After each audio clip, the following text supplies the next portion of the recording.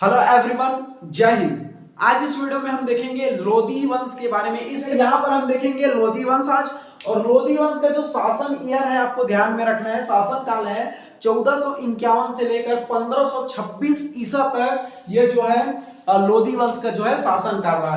कभी कभी आपको गवर्नमेंट एग्जाम में जो है सभी जो वंश दे दिए जाते हैं, एक तरफ उनके शासन वर्ष दे दिए जाते हैं। ठीक है, जैसे आपको दे दिया जाएगा खिलजी वंश एक साइड दे दिया जाएगा, उसके वर्ष दे दिए जाएंगे। सैयद वंश एक तरफ दे दिया जाएगा, उसके वर्ष दे दिए जाएंगे। लोधी वंश दे दिया जाएगा, एक तरफ उनके वर्ष दे दिए जाएंगे। इसलिए आपको इनके जो शासन काल है उसको भी ध्यान में रखना। और ये टॉपिक जो है बहुत बहुत इंपॉर्टेंट टॉपिक है और बहुत मजा भी आपको आएगा, इतनी गारंटी मेरी है। और इनसे क्वेश्चन भी आते हैं बहुत बार, स्टेट पीएससी के एग्जामों में भी रिपीट हो चुका है, उन क्वेश्चन को भी मैंने सबमिट किया हुआ है। ठीक है, चलिए देखते हैं। लोधी वंश का शासन काल पता चल गया 1451 से लेकर 1526 ईसा तक। ठीक है, इस वंश के संस्थापक का क्या नाम है? बहलोल लोधी।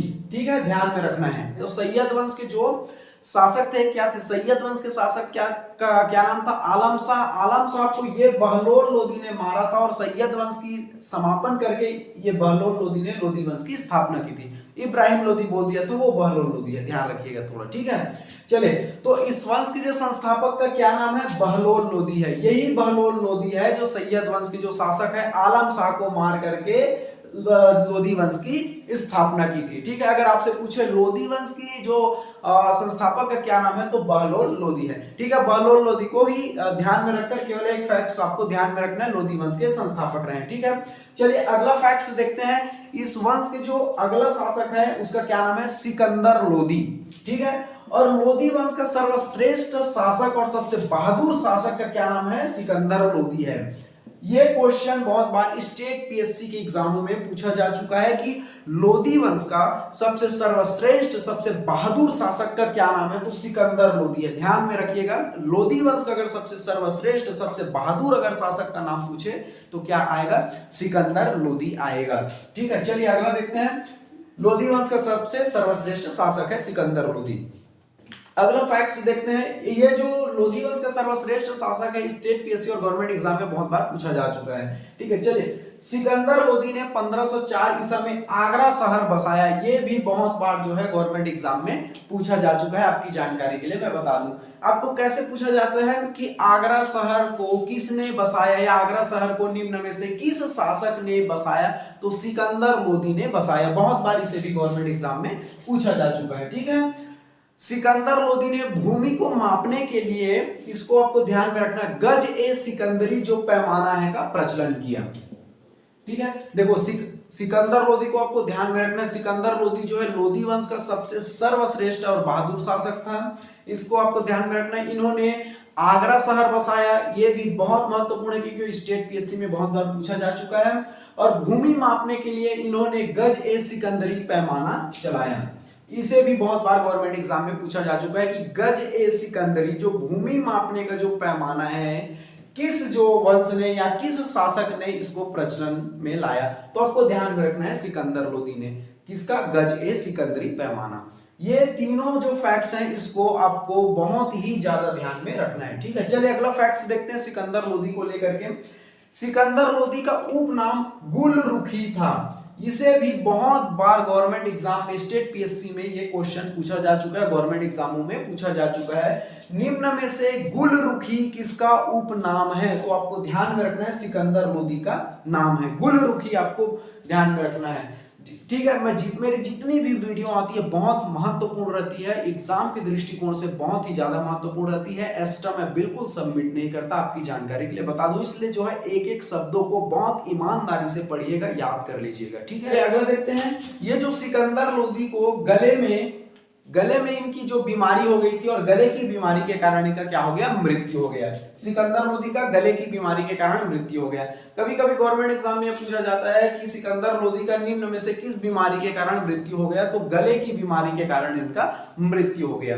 ठीक है, चलिए अगला शासक देखेंगे हम लोधी वंश में। इस वंश का अंतिम शासक, देखो इसे बहुत बार गवर्नमेंट एग्जाम में रिपीटेड ये क्वेश्चन है, आपकी जानकारी के लिए बता दूं। लोधी वंश का भी अंतिम शासक और ये दिल्ली सल्तनत का भी अंतिम शासक का क्या नाम है? इब्राहिम लोधी है। डायरेक्टली ये क्वेश्चन बहुत बार रिपीटेड क्वेश्चन है, आपको बता दूं बहुत इंपॉर्टेंट ये क्वेश्चन है। लोधी वंश का भी अंतिम शासक इब्राहिम लोदी, और दिल्ली सल्तनत का भी अंतिम शासक इब्राहिम लोदी, क्योंकि इब्राहिम लोदी के बाद इसके बाद क्या होगा, मुगल काल है चालू हो जाएगा। अकबर, बाबर, हुमायूं, शाहजहां, ये सब चीज चालू हो जाएंगे। ठीक है, तो लोदी वंश का जो अंतिम शासक का क्या नाम है, इब्राहिम लोदी, और दिल्ली सल्तनत का भी अंतिम शासक का क्या नाम है, इब्राहिम लोदी। तो आपको कंफ्यूजन नहीं होना है। लोदी वंश एवं दिल्ली सल्तनत का अंतिम शासक का क्या नाम है, इब्राहिम लोदी। बहुत बार इसे पूछा भी जा चुका है स्टेट पीएससी और गवर्नमेंट एग्जामों में भी ये क्वेश्चन बहुत इंपॉर्टेंट बनता है। ठीक है, चलिए अगला देखते हैं। अब ध्यान से समझिएगा ये जो फैक्ट्स हैं उसको। इस वंश के अंतिम और दिल्ली सल्तनत के अंतिम शासक का क्या नाम है, इब्राहिम लोदी। ठीक है, अब ये जो फैक्ट्स बता रहा हूं उसको आपको ध्यान से समझना है। इब्राहिम लोदी जब शासक थे तो इनके जो, ध्यान से समझिएगा, इब्राहिम लोदी शासक थे तो इनके चाचा का क्या नाम था, आलम खां। ठीक है, आलम खां जो है एक क्षेत्र पर शासन कर रहा था। उसी अलग क्षेत्र पर जो चित्तौड़ के शासक थे, चित्तौड़ के शासक का क्या नाम था, राणा सांगा था। ठीक है, ध्यान से आप समझिएगा कॉन्सेप्ट, ध्यान से समझिएगा, क्योंकि स्टेटमेंट के क्वेश्चन कभी कभी कथन में पूछे जा सकते हैं। इब्राहिम लोदी क्या था, शासक था। ठीक है, और एक क्षेत्र पर उसके चाचा भी शासक कर रहे थे, और एक क्षेत्र पर क्या था, अलग क्षेत्र पर जो चित्तौड़ के शासक का क्या नाम था, राणा सांगा। आपको ध्यान में रखना है। ठीक है, चित्तौड़ के शासक का क्या नाम है, राणा सांगा। और ये जो इब्राहिम लोदी अलग क्षेत्र पर शासन कर रहा था, तो ये जो चित्तौड़ के शासक है राणा सांगा और इब्राहिम लोदी के बीच मतभेद था। ठीक है, आपस में इनकी बनती नहीं थी, बहुत बार युद्ध भी हो चुका था, इनके बीच मतभेद था, एक दूसरे को लेकर के बहुत से इनको आपस में मतभेद थे। ठीक है, ध्यान से समझिएगा, इब्राहिम लोदी का चित्तौड़ के शासक का क्या नाम है, राणा सांगा, इनके बीच मतभेद था। ठीक है, इनमें बहुत बार युद्ध भी हो चुका था। दूसरा आपको ध्यान में रखना है, इब्राहिम लोदी के जो चाचा का क्या नाम था, आलम खां। ठीक है, एक क्षेत्र पर ये भी शासक कर रहा था, और ये जो आलम खां था, इब्राहिम लोदी के जो चाचा का क्या नाम था, आलम खां, ये आलम खां ही इब्राहिम लोदी के खिलाफ था, लेकिन इब्राहिम लोदी को पता नहीं था। ठीक है, ध्यान से समझिए, इनके चाचा का क्या नाम था, आलम खां, और ये आलम खां भी इब्राहिम लोदी के खिलाफ थे, और ये चित्तौड़ के शासक राणा सांगा भी इनके खिलाफ थे, इब्राहिम लोदी के खिलाफ थे। समझ आया, ये इनके खुद चाचा इनके खिलाफ थे, और इब्राहिम लोदी को पता नहीं था कि इनके चाचा इनके खिलाफ है। तो याद रखिए, अपने ही सबसे खतरनाक होते हैं, इसलिए अपनों पर अगर भरोसा करते हैं तो हिसाब से भरोसा कीजिए। एक आंख खुली रहनी ही चाहिए, आपको ध्यान में रखना है, क्योंकि अपने ही हमेशा आपको रुलाते हैं, हमेशा आपको हारते हुए देखना चाहते हैं, हमेशा आपको धोखा जो देते हैं अपने होते हैं। अपने इसलिए आपको धोखा देने में सफल हो जाते हैं, क्योंकि वो सारी भेद आपको पता रहता है। ठीक है, तो आपने देखा ये इब्राहिम लोदी के जो खुद के चाचा हैं इनके खिलाफ है, ये खुद के इनके अपने हैं लेकिन इनके ही खिलाफ हैं, क्योंकि घर के भेदी लंका ढाए। ठीक है, और ये जो चित्तौड़ के शासक राणा सांगा है, ये भी इनको जो है इनके साथ मतभेद है। तो अब ध्यान से अगला जो कॉन्सेप्ट समझिएगा, तो ये जो बाबर है, बाबर जो है भारत का तो था नहीं, ये जो बाबर है बाहर में अपने क्षेत्र में, भारत के बाहर था, ये बाबर जो है अपने क्षेत्र में युद्ध करके इतना हार चुका था, ये अपने साम्राज्य को भी हार चुका था, ये अपने पूरे क्षेत्र को भी हार चुका था, ये घर से बाहर भी जा चुका था, इनके लिए ना तो खाने का था, ना तो पीने का था, ना तो रहने का कहीं पर इसका ठिकाना था। तो अब ध्यान रखिए, ये दर बदर भटक रहा था, कौन, बाबर। ध्यान से समझिएगा, तो ये जो बाबर को, ये जो शासक है राणा सांगा और ये आलम खां ने क्या किया, भारत आने के लिए आमंत्रित किया। ध्यान से समझिए, मैं एक बार फिर से कॉन्सेप्ट आपको समझा देता हूं। ये बाबर जो है अपने क्षेत्र में युद्ध में बुरी तरह से हार चुका था, पूरी तरह से अपने साम्राज्य को, क्षेत्र को हार चुका था, इनके लिए खाने को नहीं था, दर बदर ये भटक रहा था, ये छिप कर जो है अपने जीवन यापन कर रहा था। ठीक है, इनके खाने का भी नसीब नहीं हो रहा था, ये एक जगह रुकता, अगले रात दूसरी जगह छुप कर अपना जीवन यापन करता था। इस स्थिति में था ये बाबर। तो ये जो राणा सांगा है, और ये आलम खां ने बाबर को जो है आमंत्रित किया कि आइए, आप यहां पर आइए, भारत में हम आपको आमंत्रित करते हैं। और ये जो बाबर को राणा सांगा ने कहा कि ये इब्राहिम लोदी को आप हराइए। ठीक है, हम इब्राहिम लोदी को हारते हुए देखना चाहते हैं, हम इसे जो है बिल्कुल पसंद नहीं करते, आप बाबर जो है भारत आइए। ये राणा सांगा और आलम खां ने क्या कहा, आमंत्रित किया ये पहला दफा था जब बाबर जो है भारत में आक्रमण, जो भारत में जो है आमंत्रित हुआ, यहाँ पर आगमन हुआ। तो ध्यान में रखिए, ये जो अपने ही हैं, अपने ही क्षेत्र के हैं, बाहर के व्यक्ति को यहाँ पर भारत में आने के लिए आमंत्रित किया। ठीक है, बाबर जो है यहाँ आ गया। ठीक है, उसके मन में क्या था, देखो वो तो बाबर जो है अपने क्षेत्र से ऑलरेडी जो है भगा भगा फिर रहा था, उनके रहने खाने के लिए किसी भी प्रकार का कोई ठिकाना नहीं था। तो ये राणा सांगा ने इनको बुलाया, बाबर खां को, आइए इब्राहिम लोदी को हराइए और इस क्षेत्र पर हम जो है अपना कब्जा करेंगे, ये बोल रहा था राणा सांगा। और राणा सांगा ने बाबर को ये बोला कि जैसे तुम इब्राहिम लोदी को हराओगे उसके बाद यहां से चले जाओगे। ठीक है, ये राणा सांगा ने किससे कहा, बाबर से कहा। राणा सांगा ने बाबर से कहा कि बाबर को ये कहा कि इब्राहिम लोदी को आप युद्ध में हराइए, और फिर बाबर ने ये कहा कि इब्राहिम लोदी को आप हराएंगे जैसे, इसके बाद यहां से आप चले जाएंगे। ठीक है, क्योंकि ये जो राणा सांगा था इसके जगह पर शासन करना चाहता था। ठीक है, इस तरह से बाबर को यहां पर आमंत्रित कर दिया किसने, राणा सांगा ने और आलम खान ने। अब ध्यान से समझिएगा, अब पानीपत का प्रथम युद्ध होता है बाबर और इब्राहिम लोदी के बीच। देखो ये जो बाबर है किसके कहने पर आया था, चित्तौड़ के शासक राणा सांगा और आलम खां के कहने पर यहां आया था इब्राहिम लोदी को हराने के लिए। और पानीपत का प्रथम युद्ध हुआ किसके बीच, बाबर और इब्राहिम लोदी के बीच। ये बाबर को बुलाया था ना, ठीक है, और इब्राहिम लोदी के बीच पानीपत का प्रथम युद्ध। ध्यान में रखिए, डायरेक्टली स्टेट पीएससी के एग्जामों में बहुत बार पूछा जा चुका है कि पानीपत का जो प्रथम युद्ध है किसके बीच हुआ, तो इब्राहिम लोदी और किसके बीच हुआ, बाबर के बीच हुआ। इसके डेट को भी आपको ध्यान में रखना है, इसका जो डेट है 21 अप्रैल 1526, 21 अप्रैल 1526। बहुत बार इसे डायरेक्टली ये क्वेश्चन पूछे जाते हैं, इसलिए मैं फोर्स कर रहा हूं, ये पूरा लोदी वंश बहुत इंपॉर्टेंट है। तो पानीपत का प्रथम युद्ध कब हुआ, 21 अप्रैल 1526 किसके बीच हुआ, इब्राहिम लोदी और बाबर के बीच हुआ पानीपत का प्रथम युद्ध। पानीपत का प्रथम युद्ध किसके बीच हुआ, इसको याद में रखना है, इसके डेट को तो याद रखना ही रखना है, इसी से क्वेश्चन पूछे जाते हैं। ठीक है, तो पानीपत के प्रथम युद्ध में कौन जीता, बाबर जो है विजय हो गया। ठीक है, बाबर अब विजय हुआ, यहां पर तो इब्राहिम लोदी हार गया।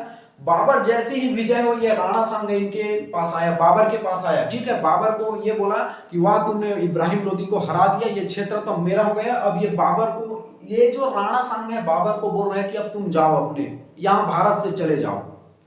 ठीक है, तो राणा सांगा बाबर को ये बोल रहा है कि तुमने इब्राहिम लोदी को हरा दिया, जैसी हमारी बात हुई थी आपने युद्ध में हरा दिया इब्राहिम लोदी को। अब ये राणा सांगा बाबर को बोल रहा है कि तुम जाओ यहां से। तो बाबर ने साफ मना कर दिया। देखो बाबर की स्थिति आप खुद समझिए, मैंने बताया था बाबर जो है अपने क्षेत्र में खुद हारा हुआ था, नहीं कहीं रहने के लिए ठिकाना नहीं था, खाने के लिए कुछ भी नहीं था इनका, ऑलरेडी ये छुप छुप कर जीवन यापन कर रहा था। तो बाबर ने ये जो बोला कि मैं यहाँ से नहीं जाऊंगा, अब मैं खुद यहाँ पर शासक करूंगा, खुद यहाँ पर मैं शासन करूंगा। ठीक है, बाबर खुद, जिसके पास खुद का ठीहा ना हो, रहने के लिए खाने के लिए साम्राज्य न हो, उन्होंने जीत लिया इस क्षेत्र पर। इसके मन में लालच का भाव आ गया, मैं अब यहीं पर रहूंगा, यहीं पर अपना शासन करूंगा। ठीक है, तो देखो राणा सांगा के मन में क्या था, बाबर के थ्रू जो इब्राहिम लोदी को हराना, फिर ये राणा सांगा के मन में क्या था, इब्राहिम लोदी जैसे हारेगा इसकी जगह पर मैं शासन करूंगा। लेकिन बाबर को तो बुलाया जरूर था, इब्राहिम लोदी को हराया भी जरूर, लेकिन इन्होंने राणा सांगा को जो है अब शासन देने से मना कर दिया। इनके मन में ये लोभ आ गया कि अब मैं खुद शासन करूंगा, बाबर। ठीक है, ध्यान से समझिएगा, बाबर खुद शासन कर लिया। बाबर का भी शासन करने का ये मतलब था, ये बाबर को शासन करना इसलिए भी जरूरी था क्योंकि इनके मन में लोभ थे, इनके तो ऑलरेडी भगा हुआ आदमी थे, इनका कुछ है भी नहीं था, अपने क्षेत्र से भगा हुआ आदमी, रहने खाने पीने के लिए कुछ नहीं। ये बोला कि सीधा जो है इब्राहिम लोदी की जगह मैं शासन करूंगा। इसके दोनों के बीच अब मतभेद हो गया, किसके बीच, राणा सांगा और बाबर के बीच युद्ध हो गया। ठीक है, राणा सांगा और बाबर के बीच युद्ध हुआ। तो खानवा का जो युद्ध है आपको ध्यान में रखना है, खानवा का जो युद्ध है 17 मार्च 1527 को बाबर और राणा सांगा के बीच युद्ध हुआ। तो कॉन्सेप्ट समझ आया, पानीपत का प्रथम युद्ध किसके बीच हुआ, इब्राहिम लोदी और बाबर के बीच। बाबर को किसने बुलाया, समझ आया किसने बुलाया, ये चित्तौड़ के जो शासक राणा सांगा ने और इनके चाचा आलम खान ने। आपको यही कॉन्सेप्ट आपको पता रहना चाहिए कि भारत पर जो बाबर का प्रथम आगमन कब हुआ, किसके कहने पर भारत पर आगमन हुआ और क्यों बुलाया इसे, किसने बुलाया इसे, इस तरह के क्वेश्चन आपको कॉन्सेप्ट क्लियर होना चाहिए। आपको ध्यान में रखना है, क्या पानीपत का प्रथम युद्ध जब हुआ जब बाबर जीता तो क्या राणा सांगा को वो क्षेत्र जो है शासन करने के लिए दिया? बाबर ने नहीं, मना कर दिया और इसके मन में खुद लोभ आ गया कि मैं अब खुद यहाँ पर शासन करूंगा।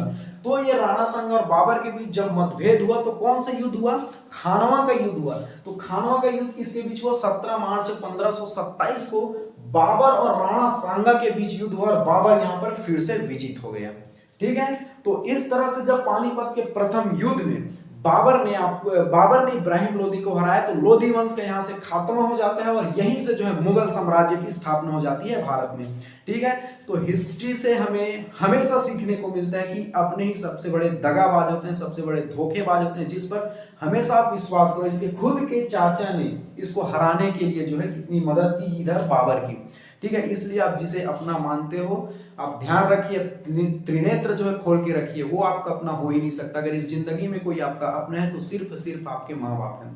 ठीक है, इसलिए अगर आप अपने को भुला करके किसी दूसरे को अपना मानते हैं तो ये सबसे बड़ी आपकी बेवकूफी है, आप जो है गलत फहमी के शिकार पर हैं। ठीक है, और खास करके आजकल के युवा जो है इस तरह के इश्क मोहब्बत के चक्कर में पड़कर जो पूरी दुनिया को छोड़कर किसी लड़की को अपना पूरी जिंदगी मानते हैं और पूरे माँ बाप के जितने भी सपना लेकर आपको पढ़ाई करने के लिए भेजे हुए हैं, बाहर इतना खर्चे उठाते हैं, उनको भूल करके आप किसी के पीछे पड़ के अपने माँ बाप की उम्मीदों को, विश्वासों को अगर आप पानी फेरते हैं तो ये सबसे बड़ी आपकी वहां पर गलत फहमी है। ध्यान रखिएगा, इतिहास से हमेशा आपको सीखने को मिलता है और मैं हमेशा यार वीडियो में यही बोलता हूँ कि समझदार व्यक्ति वही है जो इतिहास से कुछ ना कुछ जरूर सीखे, दूसरों की गलती से हम कुछ सीख जाए, देख कर सीख जाए, वही सबसे समझदार व्यक्ति है। आपको ध्यान से बता दूं, आप जिसे अपना मानकर जो देर रात चैटिंग करते हुए फिरते रहते हैं, अपना समय बर्बाद करते रहते हैं, अपनी पढ़ाई के टाइम को जो है नजरअंदाज करते रहते हैं, ध्यान रखिए एक दिन आपको ब्लॉक मार देगी, आपसे बिना पूछे बिना बताए दूसरे से शादी करके निकल जाएगी, आपको कभी पता भी नहीं चलेगा। आप हमेशा आप ये सोचते रह जाएंगे कि आपने गलती क्या है, आपकी गलती कुछ है भी नहीं, वो आपसे बात करना ही बंद कर देगी। ठीक है, आप फिर दूसरे लॉगिन से इंस्टाग्राम आईडी पर मैसेज कीजिए, व्हाट्सएप नए नंबर पर जो है आप SMS करते रहिए, आप पूछते रहिए कि मेरी गलती क्या है, आपकी गलती कुछ भी नहीं, लेकिन उसका मन रहेगा तो ब्लॉक कर देगी। ठीक है, और जिंदगी में तो खास तौर पर आगे से तो आपको कभी जिंदगी में मैसेज करेगी नहीं, कि आपका हाल भी नहीं पूछेगी, चाहे उसकी शादी भी हो जाए, चाहे वो जो बुढ़िया भी होकर के इस दुनिया से चले जाए, लेकिन आगे से आपको तो कभी पूछने वाला है नहीं। इसलिए जो है समझदार होकर चलिए, इन सब चीजों से दूर रहिए। हर वीडियो में मैं यही संदेश देता रहता हूं, क्योंकि आज की ये सबसे बड़ी भयंकर बीमारी कैंसर से भी बड़ा बीमारी है। इसलिए ध्यान रखिए, समझदार होकर चलिए और मेंटलिटी स्ट्रांग रहिए। किसी के होने या ना होने से कोई फर्क पड़ना ही नहीं चाहिए। इसको कहीं न ये जो ब्रेन है, पूरा ब्रेन पूरा कमांड करता है हमारे शरीर को, इस पर किसी भी प्रकार का प्रेशर आना ही नहीं चाहिए। ये आप समझदारी रखिए, तब इस फील्ड में कूदिए और किसी के होने या ना होने से किसी को कोई फर्क पड़ता ही नहीं। इसलिए आप मेंटलिटी स्ट्रांग होइए और जो है असली सहिंसा वही है जो मेंटलिटी स्ट्रांग रहता है। ठीक है, इसलिए आप अपनों से दूर रहिए, जिसे आप अपना मानते हैं समझदारी से अपना मानिए और दिमाग से काम लीजिए। ठीक है, यही हिस्ट्री में बहुत कुछ सीखने को मिलता है। चलिए, आई होप आपको लोधी वंश बहुत अच्छे से समझ आ गया होगा, ऐसा मैं आशा करता हूं, और अगले वीडियो में हम देखेंगे मुगल वंश के बारे में। ठीक है, चलिए, थैंक यू वेरी मच, जय हिंद।